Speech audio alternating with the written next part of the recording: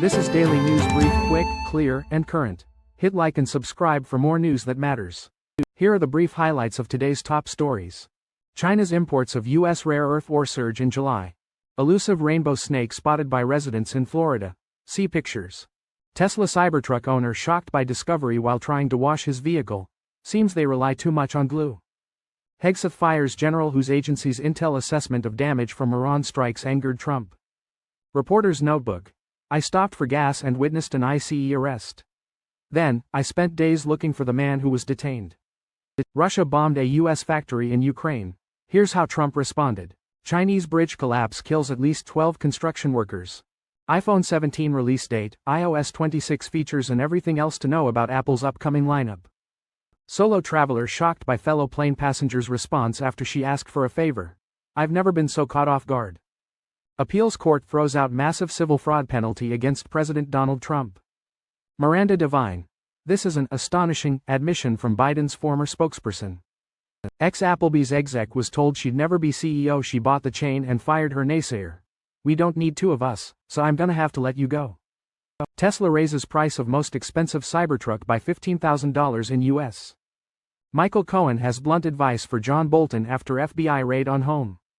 United passengers from New York to London endured a flight to nowhere and an 11-hour delay, then got to the UK after their original plane.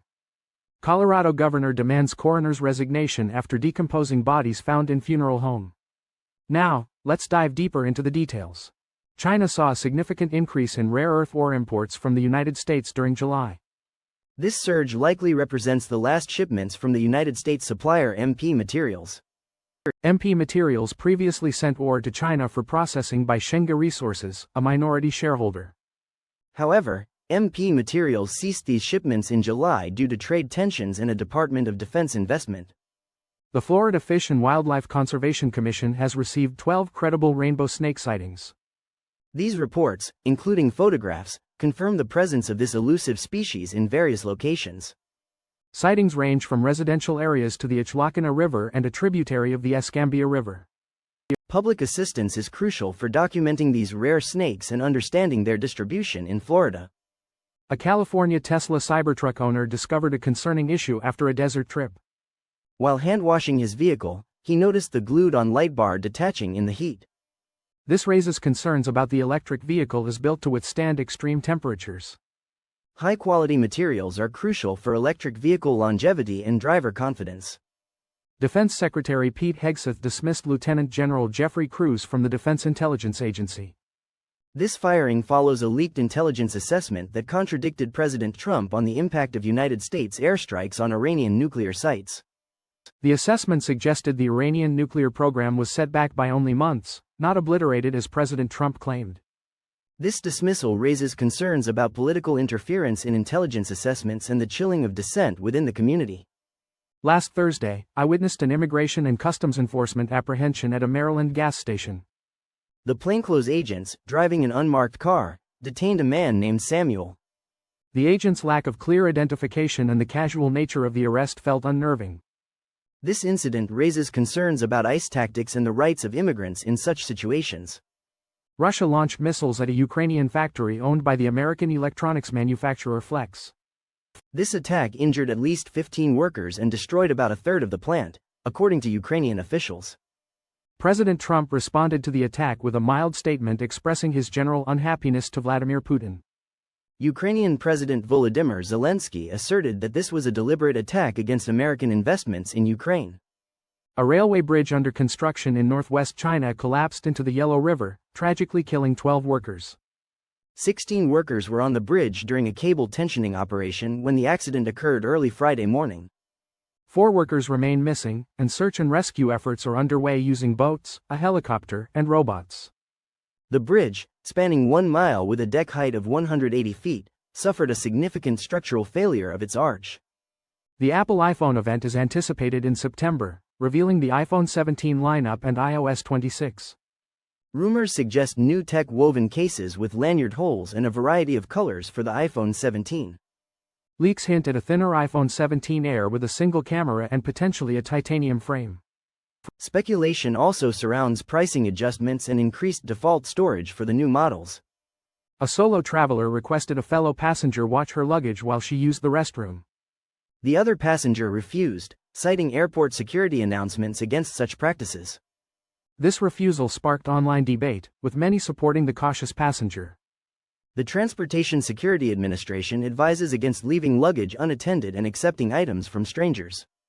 A New York appeals court overturned financial penalties against former President Donald Trump while upholding the fraud finding. This spares him a $500 million fine but restricts his and his son's corporate leadership roles for several years. The court deemed the original penalty excessive, violating the Eighth Amendment of the United States Constitution. While the fraud finding stands, the judges disagreed on many aspects of the case, leading to lengthy opinions. Representative James Comer faces scrutiny over inaccurate claims regarding President Biden. This controversy surrounds allegations of a meeting that did not actually occur. The Republican Party is currently considering subpoenaing former Vice President Kamala Harris. New York Post columnist Miranda Devine joined Fox and Friends to discuss these developments. Julia Stewart, a former president of Applebee's, was initially denied the chief executive officer position. After successfully leading International House of Pancakes, she acquired Applebee's and dismissed the former chief executive officer. Stewart significantly improved Applebee's performance during her presidency, increasing sales and earnings per share. Despite her accomplishments, the chair and chief executive officer refused her promotion, prompting her departure. Tesla increased the price of its top Cybertruck model by $15,000 in the United States.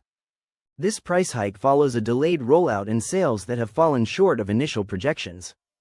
The Cyberbeast variant, now priced at $114,990, includes a new Luxe package. This package offers supervised full self-driving and complimentary access to Tesla's supercharger network. Michael Cohen reacted to the Federal Bureau of Investigation raid on John Bolton's home. Cohen advised Bolton to obtain legal counsel, recalling his own experience with similar raids. The raid seems connected to Bolton's 2020 book and potential classified information. Cohen predicts an indictment for Bolton and notes Trump is targeting perceived enemies. United Airlines Flight 934 to London returned to Newark after a brief flight time. Passengers experienced an 11-hour delay and arrived in London on a different aircraft. The initial aircraft later flew to London, arriving before the delayed passengers. This unusual situation involved a possible maintenance issue with the 22-year-old Boeing 767. Colorado Governor Jared Polis has demanded the resignation of Pueblo County Coroner Brian Cotter. This follows the discovery of at least 20 decomposing bodies at Davis Mortuary, a funeral home owned by Cotter. State inspectors found the bodies behind a hidden door during the mortuary's first-ever inspection. Cotter may have also given fake cremation ashes to grieving families, according to state regulators. Thank you for listening. Stay informed, stay aware, and join us again for more updates that matter. Until next time.